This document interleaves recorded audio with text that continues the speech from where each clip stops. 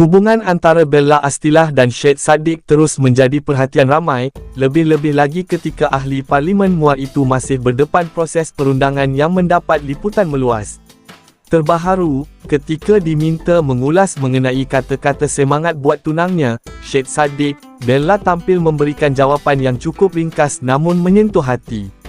Menurut Bella, apa yang paling penting ketika ini ialah dia sentiasa mendoakan agar Syed Saddiq terus diberikan kekuatan, ketabahan dan dipermudahkan segala urusan yang sedang dihadapinya.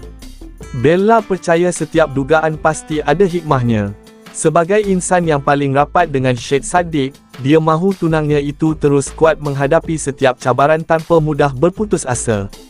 Malah, Bella turut menegaskan bahawa dia akan sentiasa berada di belakang Syed Saddiq sebagai tanda sokongan penuh sepanjang proses kes tersebut. Kenyataan itu sekali lagi membuktikan bahawa Bella tidak pernah meninggalkan Syed Saddiq ketika saat-saat sukar. Sebaliknya, dia memilih untuk terus menemani, memberi semangat dan menjadi tempat bergantung buat insan yang disayanginya. Ramai netizen turut memuji pendirian Bella yang dilihat begitu setia. Di ruangan komen media sosial, ramai mendoakan agar pasangan ini terus kuat menghadapi segala ujian dan berharap segala urusan mereka dipermudahkan.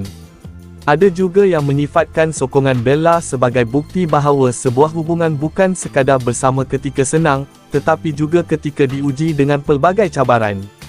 Apapun keputusan dan perjalanan yang bakal ditempuhi selepas ini, Bella tetap berharap Syed Saddiq terus tabah, yakin dengan setiap langkahnya, dan tidak pernah kehilangan harapan. Semoga segala urusan mereka dipermudahkan, terus diberikan kekuatan menghadapi setiap dugaan, dan semoga hubungan mereka sentiasa dilimpahi kebahagiaan. Sama-sama kita doakan yang terbaik buat Bella Astilah dan Syed Saddiq.